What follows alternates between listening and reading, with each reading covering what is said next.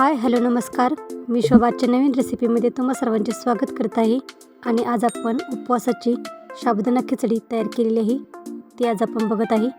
उपवासाची साबुदाणा खिचडी तयार करण्यासाठी आपण गरम कढईमध्ये 2 चमचे साजूक तूप घालत आहे.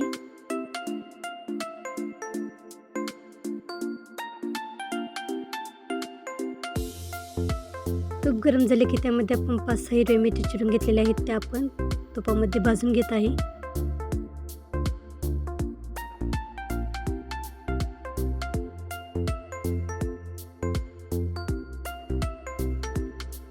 दोन बटाटे वरची साल काढून चिरून घेतलेले आहेत, त्या बटाट्याच्या फोडी आपण कढईमध्ये टाकून परतून घेत आहे.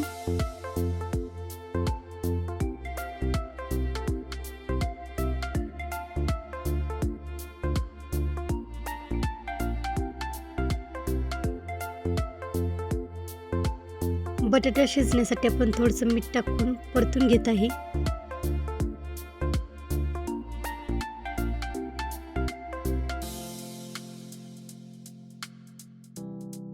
बटाटा परतून घेतल्यानंतर आपण झाकण ठेवून 5-7 मिनिटे बटाटा शिजवून घेणार आहे. शिजवून घेतलेला बटाटा आपण परत एकदा परतून घेणार आहे. साबुदाणा 2 वेळा पाणी घेऊन स्वच्छ पाण्याने धुवून घेतलेला आणि 5-7 तास भिजवून ठेवलेला साबुदाणा आपण कढईमध्ये घालत आहे. चवीसाठी यामध्ये थोडंसं मीठ घालत आहे. पहिल्यांदाही आपण बटाटा शिजवताना थोडंसं मीठ घातलं होतं, त्यामुळे आता आपण थोडंसं मीठ घालून एकत्र मिक्स करून परतून घेत आहे.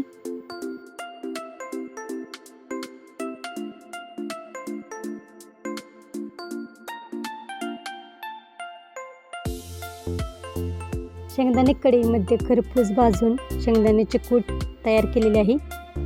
1 वाटी भाजून घेतलेले शेंगदाण्याचे कूट आपण यामध्ये घालून खिचडी परतून घेणार आहे.